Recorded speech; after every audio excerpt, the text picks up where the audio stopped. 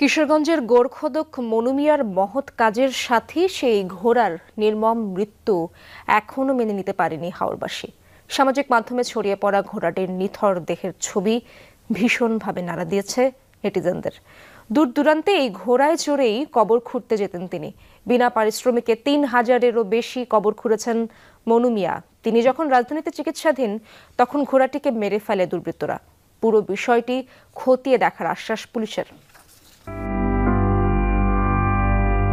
কিশোরগঞ্জের গোরখোদক মনু মিয়ার ছবি ঘুরছে সোশ্যাল মিডিয়ায়, সাথে তার মহৎ কাজের সাথী ঘোড়াটি। নানা অসুখ নিয়ে মনু মিয়া যখন রাজধানীর একটি বেসরকারি হাসপাতালে চিকিৎসাধীন, সে সময় কে বা কারা মেরে ফেলেছে মূক এই প্রাণীটিকে। হাওড়াঞ্চলের বাসিন্দা মনু মিয়া কারো মৃত্যুর খবর শুনলে যত দূরই হোক খুন্তি কোদাল নিয়ে ছুটতেন কবর খুঁড়তে। কাজের সুবিধার্থে